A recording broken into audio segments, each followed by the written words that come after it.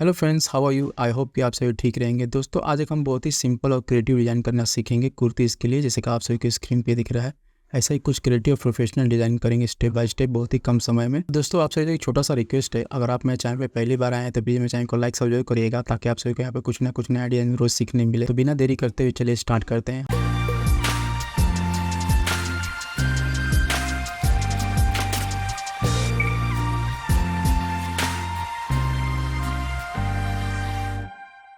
हम आ गए हैं फोटोशॉप सीसी में।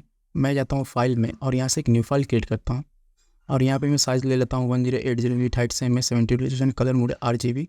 और यहाँ पे फाइल नेम देता हूँ मैं पोस्ट डिज़ाइन और यहाँ से क्रिएट कर लेता हूँ। तो ये हमारा डिज़ाइन साइज़ आ गया। अब मैंने कुछ इमेजेस लिए हुए हैं JPG। तो पहले तो इस इमेज को हम PNG करेंगे। PNG करने के लिए मैं जाऊँगा सेलेक्ट में और यहाँ से सब्जेक्ट को सिलेक्ट करूँगा, तो इसके चारों तरफ एक सिलेक्शन ऑन हो जाएगा इसे PNG करने के लिए। ये थोड़ा समय लेगा, तो ये हमारा सिलेक्शन प्रॉपर नहीं हुआ है, तो हम इसे कंट्रोल+ करके इस डिज़ाइन को बड़ा करेंगे और यहाँ से जाएंगे क्विक सिलेक्शन को सेलेक्ट करेंगे और यहाँ से शिफ्ट पकड़ के इसे इस तरह सिलेक्शन को मैनेज कर लेंगे। शिफ्ट पकड़ के इस तरह मैनेज कर लूँगा सारे, और यहाँ से मैं अल्ट प्रेस करके इसे डिलीट कर लूँगा इस सिलेक्शन को। अब मैं यहाँ पे Ctrl+0 करके डिज़ाइन पे आऊँगा और यहाँ पे मास्किंग ऑन करूँगा, तो ये इसके चारों तरफ बैकग्राउंड रिमूव हो जाएगा। अब मैं यहाँ पे राइट क्लिक करूँगा, इसे स्मार्ट ऑब्जेक्ट में कन्वर्ट कर लूँगा और इसे इस तरह सेलेक्ट करके यहाँ पे इस तरह में रख लूँगा। Ctrl+T करके इसे थोड़ा छोटा कर लूँगा और यहाँ पे इस तरह लेफ्ट साइड में रख लूँगा। थोड़ा सा बड़ा कर लूँगा, मैं थोड़ा ऊपर की तरफ रखूँगा, इंटर करूँगा। अब मैं यहाँ बैकग्राउंड पे क्लिक करूँगा और यहाँ से जाऊँगा सॉलिड कलर में और यहाँ से इस तरह कोई कलर पिक कर लूँगा। तो ये मैंने कलर ले लिया यहाँ पर, इसका कलर कोड यहाँ पे जनरेट हो जाएगा। ओके करूँगा। अब मैं इसी को एक न्यू लेयर लूँगा और यहाँ पे जाऊँगा ब्रश में जाके यहाँ से नीचे की तरफ आऊँगा। तो मैंने एक वाटर ब्रश लिया हुआ है, यहाँ पे ये रहा वाटर ब्रश, और यहाँ से मैं कोई एक ब्रश चूज़ कर लूँगा। तो मैं ये ब्रश चूज़ कर लेता हूँ, इसे क्लोज कर लेता हूँ। अब ब्रश को थोड़ा छोटा कर लेता हूँ, क्लोज ब्रैकेट से इस तरह में प्रेस करके रखूँगा। अब मैं यहाँ पे कलर बॉक्स पे क्लिक करूँगा और यहीं से कोई कलर पिक कर लूँगा। तो ये मैंने यहाँ पे कलर ये पिक कर लिया, इसका कोड जनरेट हो गया। ओके करूँगा।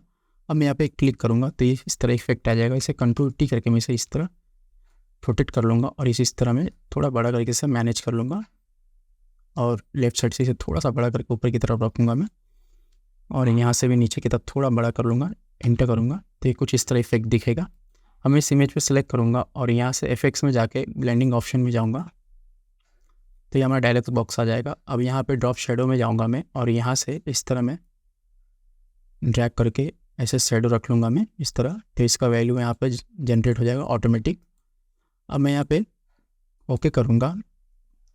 अब मैं यहाँ पे जाऊँगा, जो कि एक मैंने इमेज रखा हुआ है, इसे सेलेक्ट करूँगा और यहाँ पे लाकर इस तरह में रख लूँगा। Ctrl+T करूँगा और यहाँ से इस तरह में बड़ा करके इसे कॉर्नर में इस तरह रखूँगा, तो ये कुछ इस तरह इफेक्ट दिखेगा पीछे की तरफ। अब इसे ड्रैग करके मैं बैकग्राउंड के ऊपर ले लेता हूँ यहाँ पर इस तरह। अब यहाँ पे टेक्स्ट लिखेंगे हम, तो टेक्स्ट लिखने के लिए मैं यहाँ पर T टूल का यूज़ करूँगा और यहाँ पे क्लिक करूँगा। अब मैं यहाँ पे कलर चूज़ करूँगा, तो यहाँ से मैं कलर पिक कर लूँगा, तो इसका कलर कोड यहाँ पे जनरेट हो जाएगा। ओके करूँगा। अब मैं यहाँ पे कुर्ती लिखूँगा, कुर्तीज़। अब Ctrl+T करके मैं इसे इस तरह में यहाँ बड़ा कर लूँगा, इंटर करूँगा। अब मैं जाऊँ कैरेक्टर्स में और यहाँ से कोई फ़ॉन्ट चूज़ कर लूँगा, तो यहाँ से मैं ये फ़ॉन्ट को चूज़ कर लेता हूँ। आप सभी को इसका नेम दिखा देता हूँ फ़ॉन्ट का, ये रहा नेम। अब मैं इसे ऊपर की तरफ मैनेज करूँगा, Ctrl+T करके इसे थोड़ा छोटा करूँगा, इंटर करूँगा। अब मैं फिर से यहाँ पे T टूल यूज़ करूँगा और यहाँ पे लिख लूँगा कलेक्शन इस तरह। Ctrl+A करके इसे सेलेक्ट करूँगा और यहाँ पे ये फॉन्ट चूज़ कर लूँगा, ये रहा इसका नेम। अब इसे कैपिटल कर देता हूँ यहाँ पर इस तरह, Ctrl+T करके इसे छोटा कर लेता हूँ इस तरह। अब डबल क्लिक करके इसे सेलेक्ट करता हूँ और यहाँ पे अल्ट और राइट एरो से इसे स्पेस देता हूँ, इस टेक्स्ट में इस तरह स्पेस आ जाएगा। और इसे इस तरह मैं ऊपर की तरफ से मैनेज कर लूँगा, Ctrl+T करके इसे इस तरह मैं छोटा करके इसके साइज़ में रख लूँगा, एरो से मैं इसे मैनेज कर लूँगा इस तरह में।